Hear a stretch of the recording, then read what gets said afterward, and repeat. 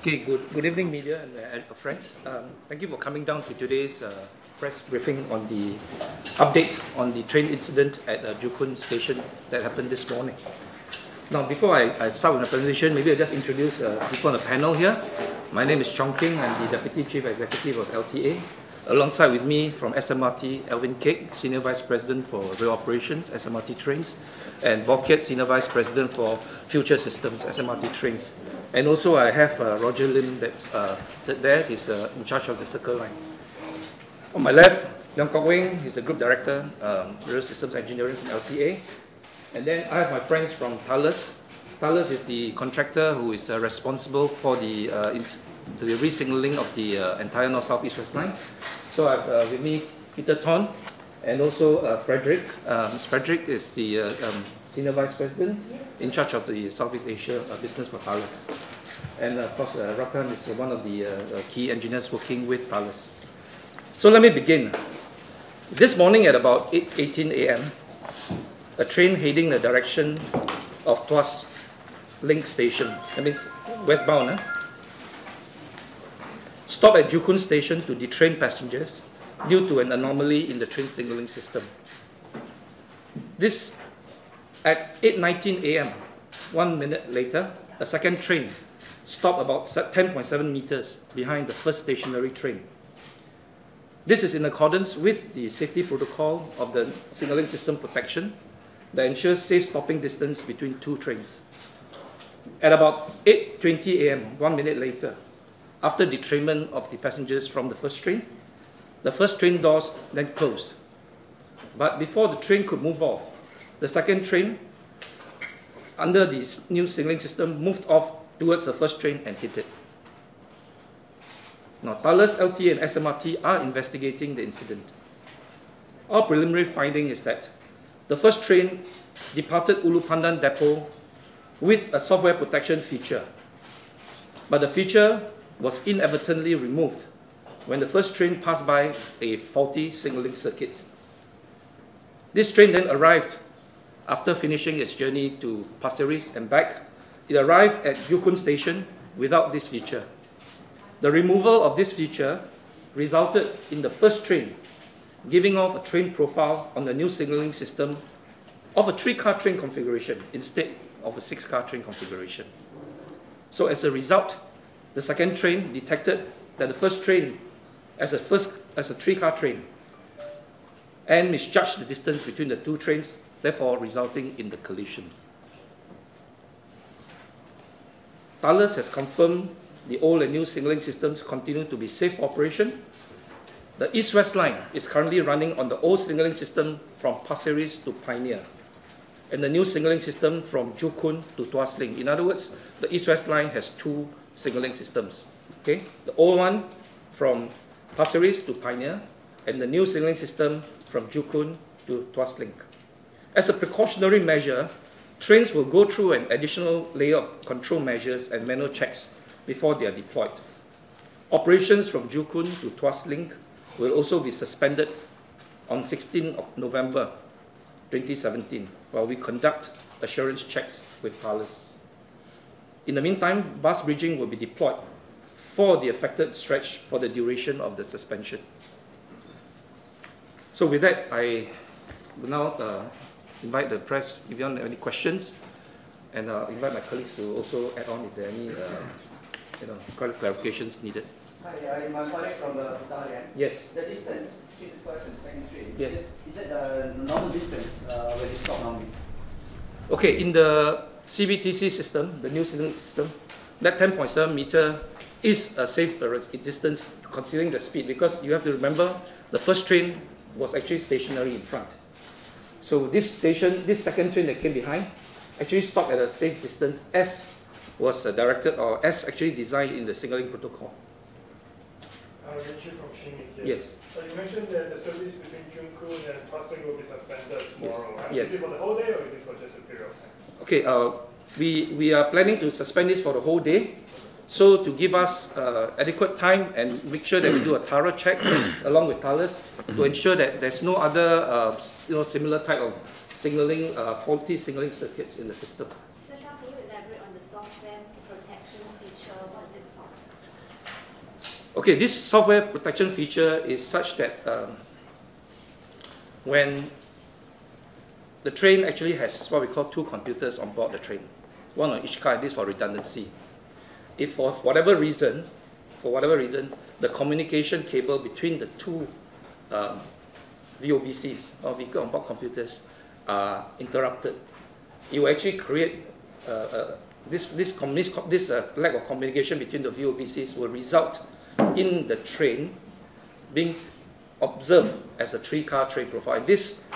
And because this was observed during the testing, we actually, Thales have developed a software protection module that actually was tailored to protect this scenario. But somehow, when the train left Ulu Pandan depot, as it passed by this faulty signaling circuit, as I explained earlier, this feature was inadvertently removed. And this is a subject of investigation as to why this feature was removed while it was traveling out from the depot into the East-West line eastbound towards Pasir Ris. Does that mean that the new signaling system has got issue? I would not say so. I think that the signaling system has proven to be working very well on the north-south line because it's a line that entirely is operated on the CBTC. Now, for the East-West line, don't forget that we are in the stage where we are actually going through a transition of trying to implement a new signaling system to change the current legacy or old signaling system into the new system. So there's this process of transition that we're going through, and this signaling circuit, as we understand from Thales, was going through the process of being changed. So would there be any checks on the north-south line new signaling? Yes, we will check the whole system, but I think we'll focus our checks on the East-West line because we think that is the most, it's basically the line that's still currently ongoing or going through the transition. Yes. Yes. If you detect it as a 3-car train, why did it stop initially? That's my question 1. Yes. And then question 2 is where is this faulty signal thing that you said that removed the software?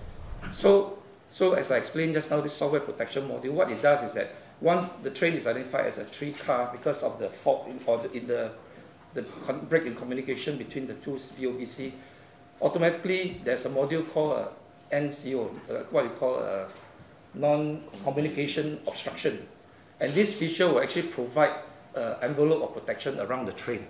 So even the train is had this 3-car kind of impression, it actually is protected by this NCO. And this is what we call the software protection feature that I was talking about. So somehow, as it left the depot, this protection feature was actually inadvertently removed, and we are now in the process of finding out why this protection feature was removed. But in 19, it did stop first, right? So yes. So it actually worked. So maybe I should explain a bit. As the first train stopped at the station,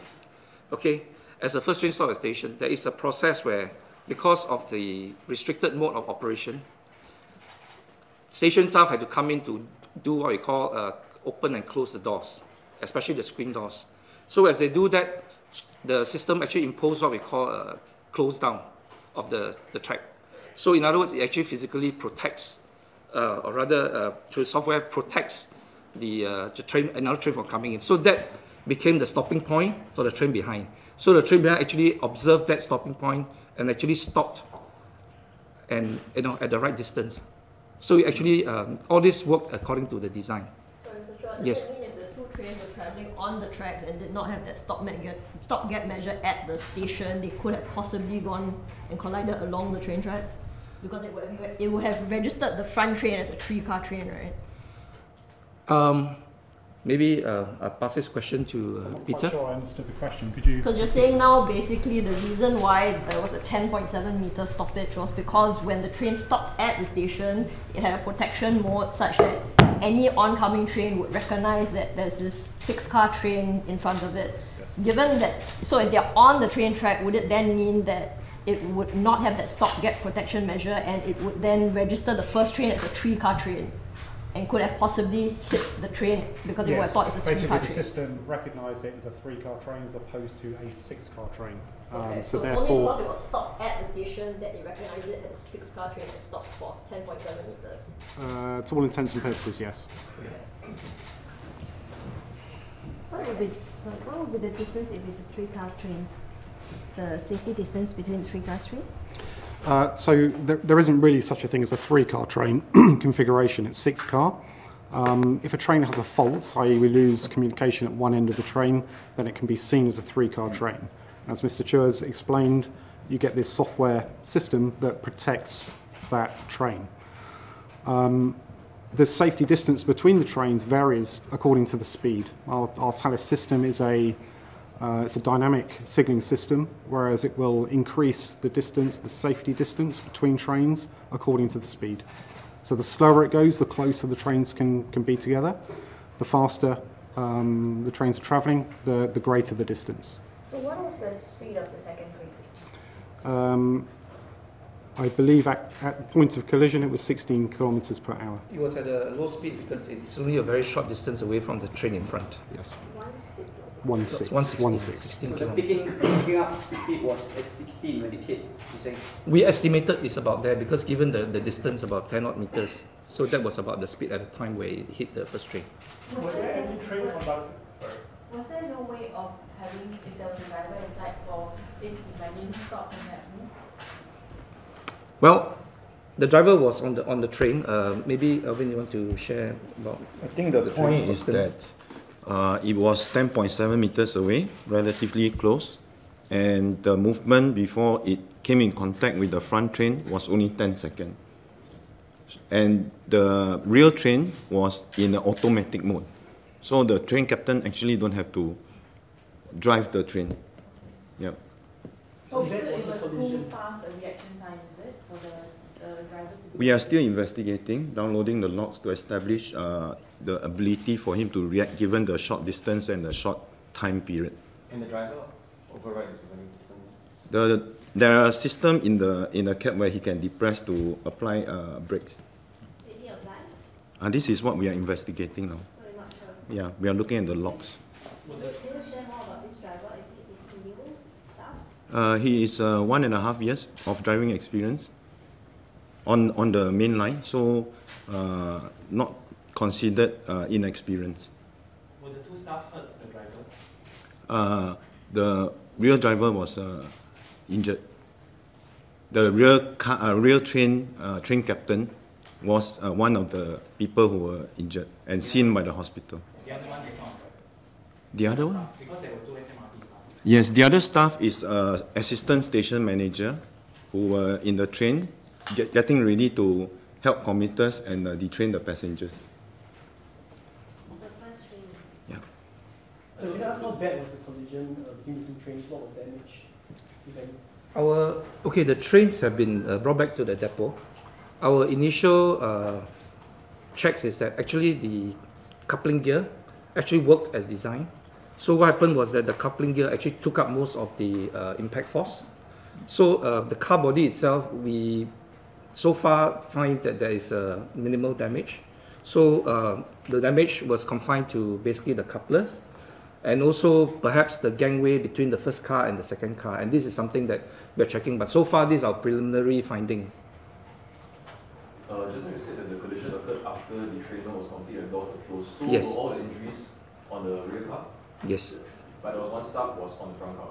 Yes, because you still have the train captain was still there, right? Yeah. And there's a station And staff. there's a station staff that couldn't do a sweep. That was still on the front car. So but everyone else was on the rear car. Rear car. Yes.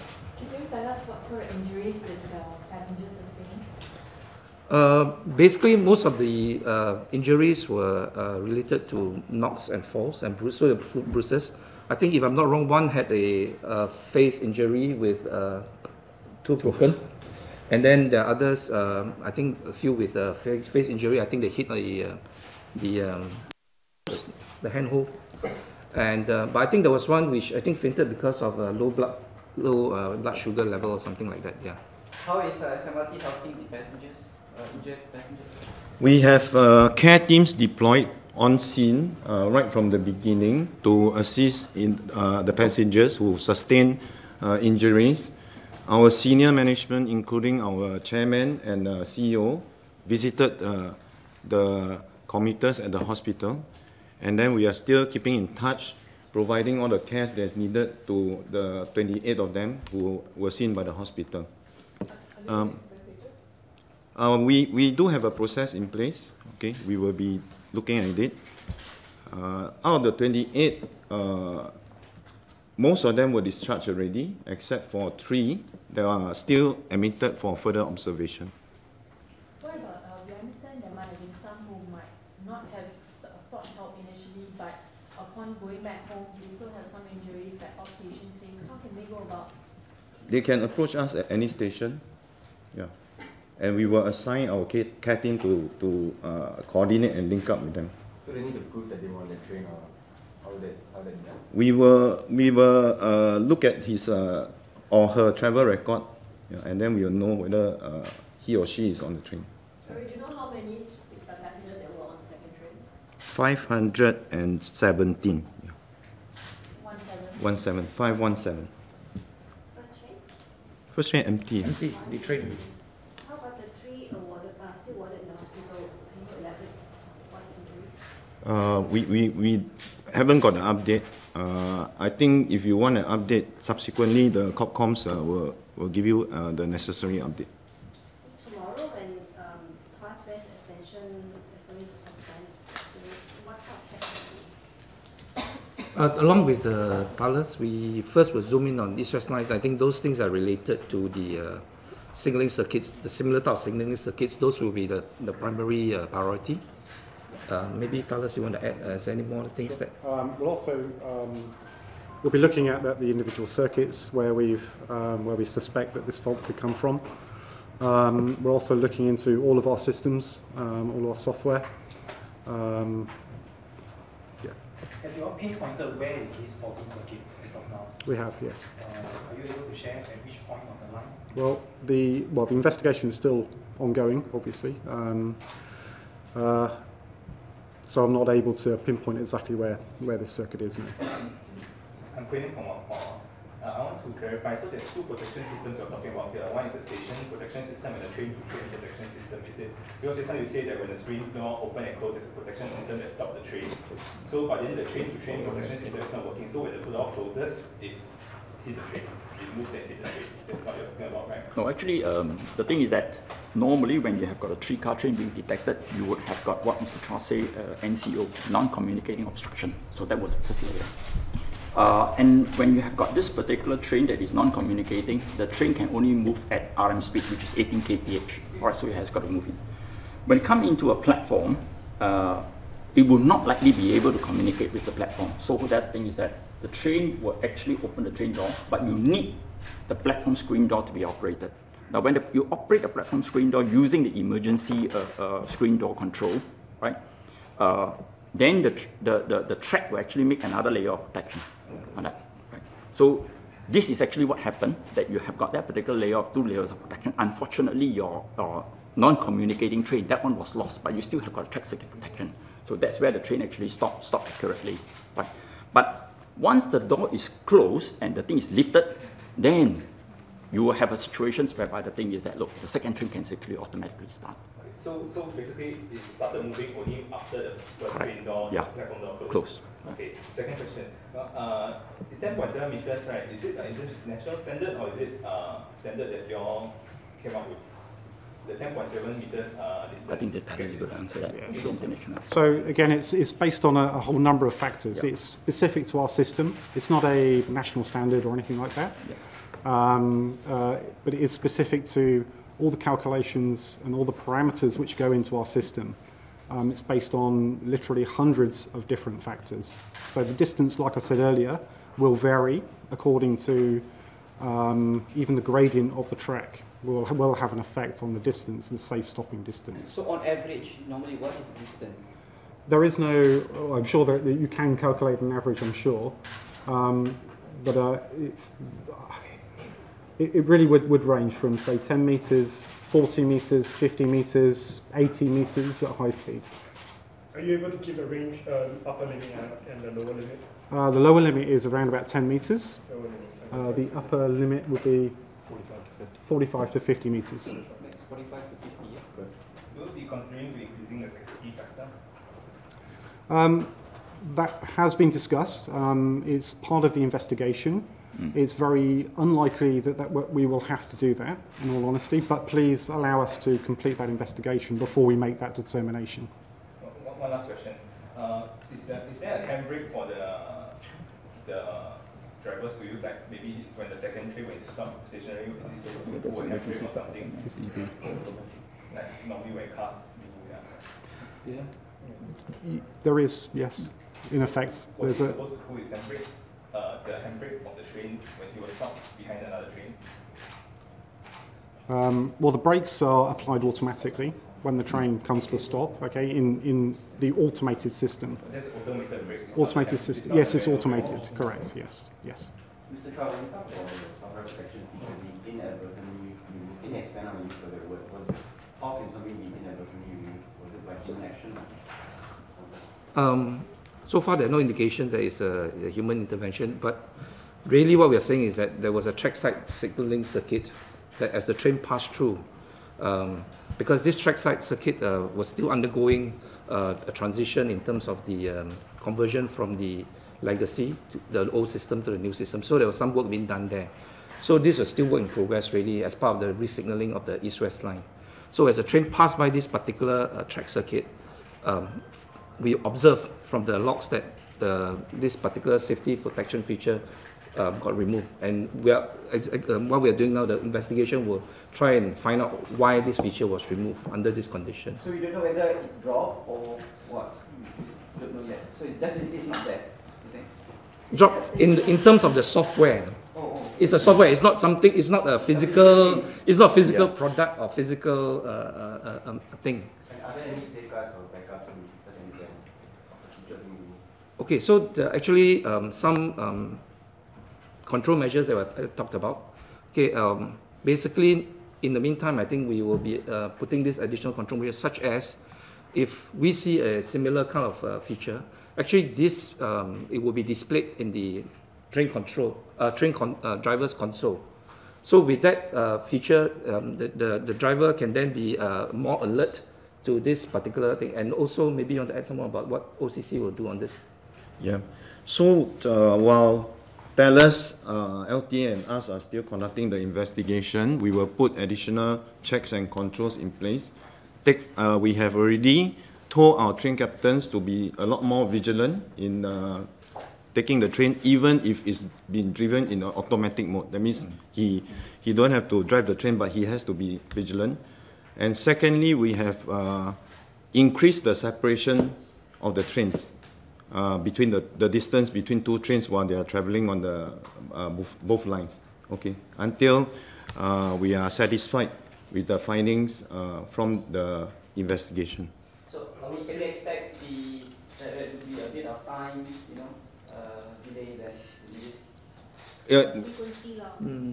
I wouldn't say it's a delay. I would say that take for example the headway. Headway is how long you got to wait for the next train may increase from 2 minutes to 2.5 or 3 minutes. Waiting time, you say? Waiting for the next train. The next train. Yeah. What we call train headway. Train headway.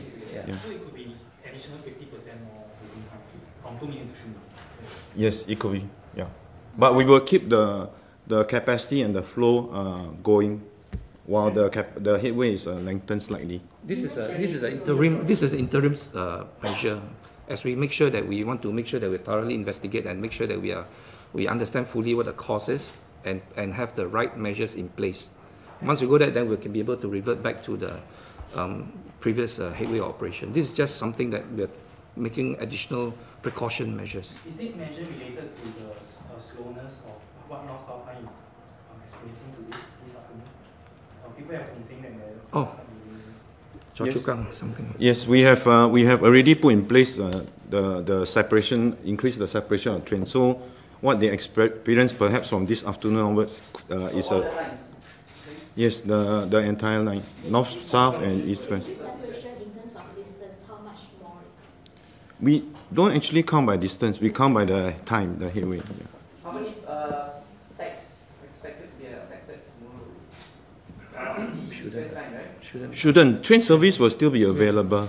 Yeah, train service still available. Where necessary, in the event that there's a crowding, we will bring in the buses to help reinforce the flow of the commuters. Yeah. But we don't expect commuters to be affected, unless there's something else. Okay, it's just increasing the headway and the flow of the train will continue. You mentioned that the signaling, as you say, is working generally fine, but given such a serious incident, how can you say with confidence that it is? And also, what is your message to commuters in light of this incident? So we invite Thales to. Okay, so the North-South line is in CBTC, the new system. It's not overlaid now, it's just operating solely in CBTC. The west end of the east-west line, as it interfaces with the new 2S extension, that is on an overlay system, okay, because we are in the transition between the legacy, the old system, and the new system. This issue does not exist on the North-South line. We are very confident that the system is very safe, okay.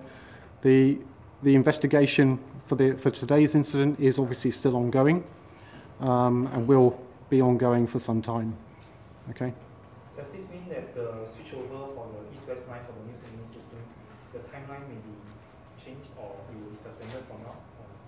I think it's too early days as yet. But of course, we'll make sure that whenever we do the switchover, we'll make sure the system is safe and robust. How long is the investigation expected to take?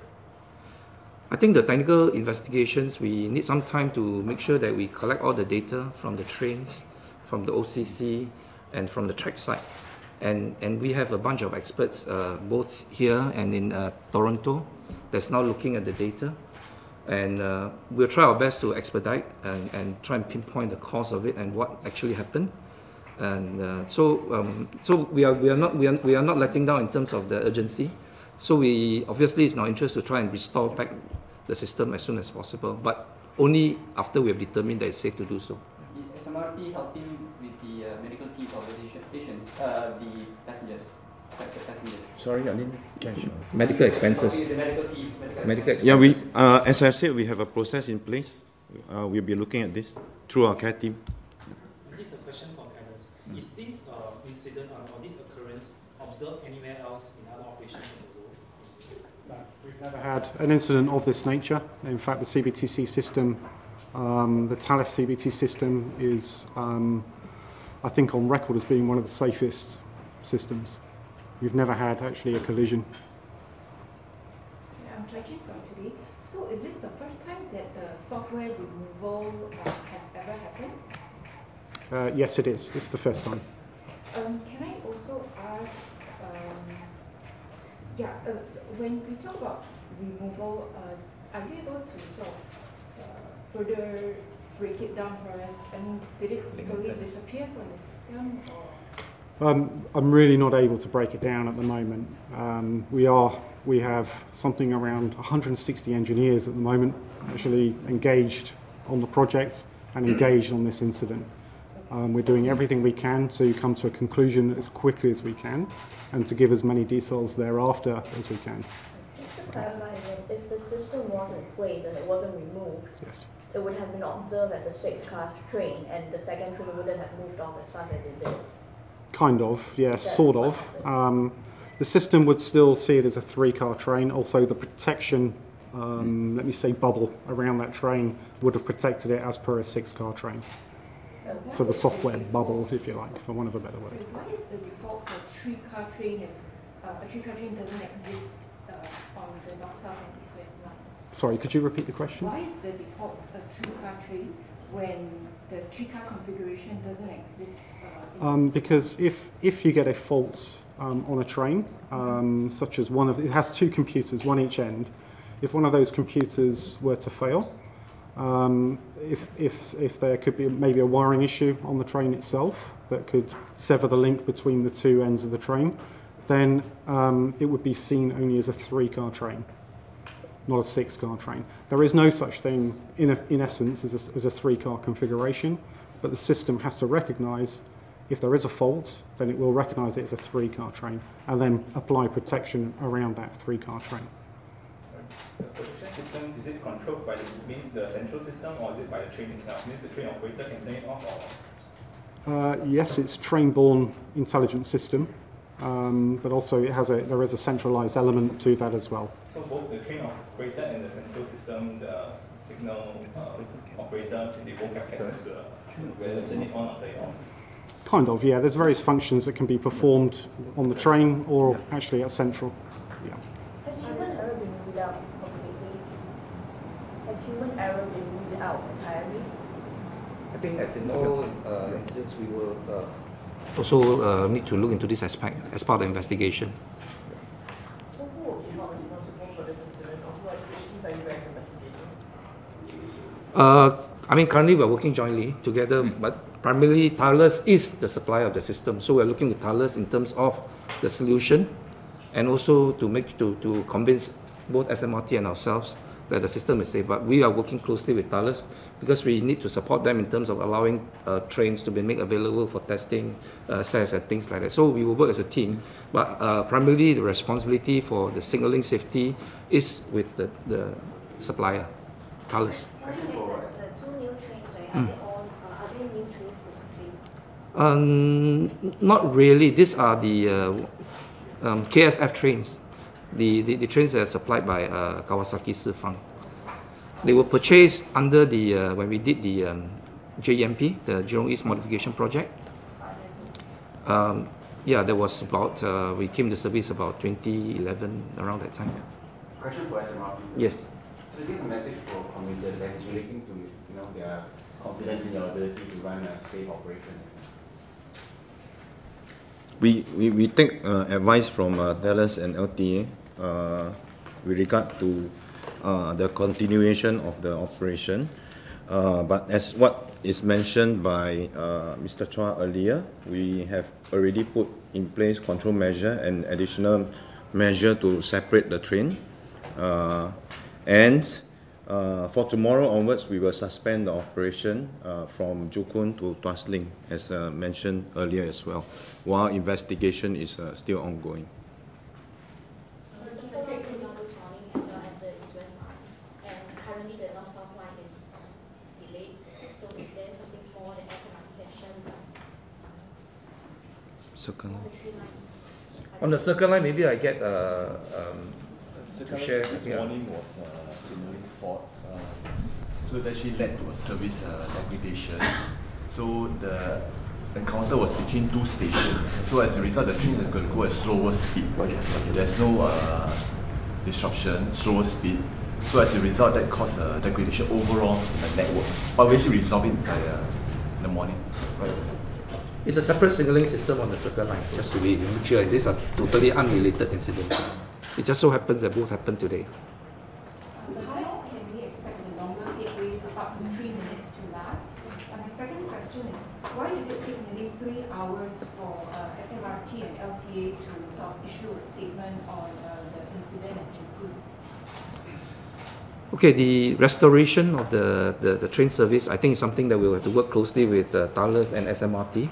And like I say, until we are satisfied that all the necessary checks have been done, and assurance is given that we are assured that the system is safe, then before we slowly revert back to the original. There's no need to rush into reverting back. We just want to make sure that safety of commuters is the top priority. Okay, and sorry, the next question you have is about Why did it take nearly 3 hours to issue a statement? maybe this one, you understand? Our key focus after the incident had happened was primarily the safety and the well-being of the passenger. So we had to put in place our draw plan to send our care teams, activate our management so that the passengers who have sustained injuries can be attended to immediately and taken care of. That was our key priority at the point in time. I want to check because there are reports that the care team didn't come immediately and the passengers were kind of lost inside and they had sustained injuries. So how long did it take for the care team to come? And why did it take, why weren't they there immediately? Yeah. When the second train hit the first train, you must understand that it is still not at the platform. the first train was still at the platform. So to detrain the passengers, they actually have to come out through the driver's door. The rest of the door that has got no access to the platform.